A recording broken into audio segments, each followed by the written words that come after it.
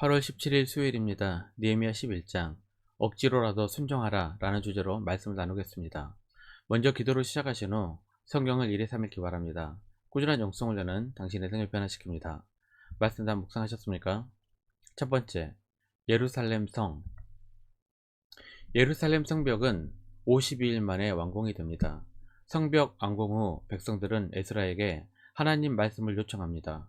종교력으로 7월 초하루, 민간력으로는 새해 첫날, 즉 나팔절부터 말씀 성회를 시작하여 그달 24일까지 계속되었습니다. 오전 6시부터 시작하여 정오까지 약 6시간 동안 계속된 영적 부흥성회였습니다. 백성들은 말씀 부흥회에서 은혜를 받고 결단합니다. 언약서에 자신의 이름을 걸고 도장을 찍어 맹세를 합니다.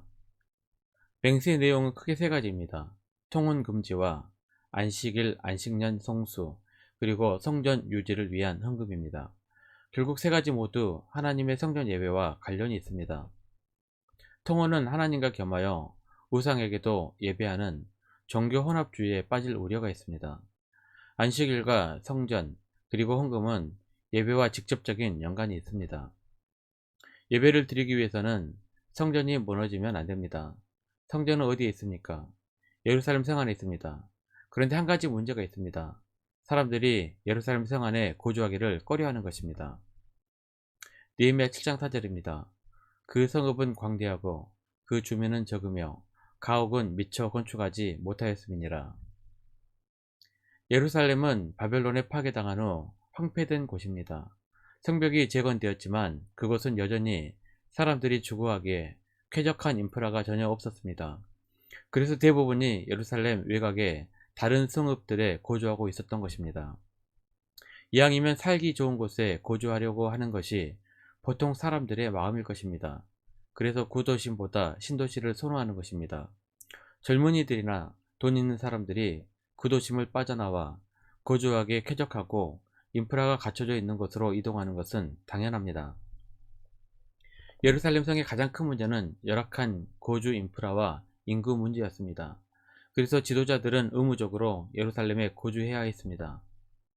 1절입니다. 백성의 지도자들은 예루살렘에 거주하였고 그 남은 백성은 제비 뽑아 10분의 1은 거룩한 성 예루살렘에 거주하게 하고 그 10분의 9는 다른 성읍에 거주하게 하였으며, 지도자들은 의무적으로 거주해야 했으나 인구는 턱없이 부족했습니다. 그래서 유다 백성들 전체에서 제비를 뽑아 10분의 1은 예루살렘 성에 거주하도록 했습니다. 그렇다면 예루살렘 성은 어느 정도 크고 몇 명이나 거주하게 될까요? 예루살렘 성을 처음 빼앗은 사람은 다윗왕입니다. 다윗왕 이후로 예루살렘이 이스라엘의 수도가 됩니다. 다윗왕 때 예루살렘 성은 이스라엘 역사에서 가장 작았습니다. 다윗왕 때 예루살렘은 대략 4만 제곱미터 정도 되었고 인구는 2,000명 정도였습니다. 위에 그림을 보면 파란색 선은 현재 예루살렘 성이고 검은색 부분이 각 시대별 예루살렘 성의 크기입니다. 이후 솔로몬 시대에는 13만 제곱미터 정도의 인구는 5,000명쯤 되었습니다. 왕국 시대에서는 히스기야 왕 때 가장 컸던 것 같습니다. 약 50만 제곱미터의 인구는 2만 5천 명 정도였습니다. 바벨론에 멸망한 후 예루살렘 성은 황폐되었고 인구가 가장 적었습니다. 그러다 느헤미야가 성벽을 재건하게 됩니다. 느헤미야가 재건한 예루살렘 성은 거의 솔로몬 시대의 성과 비슷합니다. 대략 12만 제곱미터의 인구도 5천 명 정도였습니다. 포로 귀한 공동체의 숫자를 다 합하면 대략 5만 명이 조금 넘습니다. 제비를 뽑아 거주하게 된 10%의 인구가 예루살렘에 거주하게 됩니다. 대략 5만 명의 10%면 5천 명쯤 되겠네요. 두 번째, 억지로라도 순종하라. 이렇게 황폐한 곳이고 사람들이 살고 싶지 않았던 곳이 바로 예루살렘 성이었습니다. 오죽하면 제비에 뽑혀 예루살렘에 거주하겠다고 결심하는 자들에게 복을 빌어 줬겠습니까? 2절입니다. 예루살렘에 거주하기를 자원하는 모든 자를 위하여 백성들이 복을 빌었느니라. 여기서 복을 빌었다는 것은 나머지 10분의 9를 위해 대신 고생길이 열린 10분의 1의 희생에 대해 감사하고 정말 잘 되기를 빌었다는 말입니다. 불쌍한 희생자들을 위한 축복인 것이지 청약 로또 맞은 사람들을 축하하는 것이 아닙니다. 희생자들의 헌신을 기리며 헌신자들의 대표 명단을 기록으로 남깁니다. 그것이 바로 3절에서 14절까지의 명단입니다. 나머지 25절 36절까지는 예루살렘 성 밖에 거주하게 된 사람들의 명단입니다. 예루살렘은 지금 누구도 살고 싶지 않은 황폐한 곳입니다. 하지만 과거에 영광스러운 곳이었습니다. 그리고 미래의 예루살렘은 가장 영광스러운 도시가 됩니다. 예루살렘 성은 하스몬 왕제 때 인구가 3만 명에 이르게 되고 헤롯 왕 때에는 4만 명, 그리고 이스라엘이 로마에 멸망하기 직전에는 인구가 8만 명에 이르는 대도시가 됩니다. 황폐한 도시에서 대도시로 발전하게 됩니다.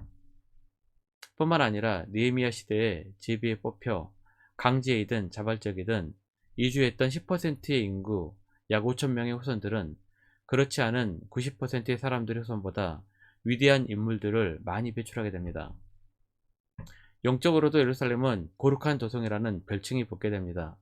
하나님의 성전이 있는 곳이기 때문입니다. 하나님께서는 성전을 통하여 복을 주십니다.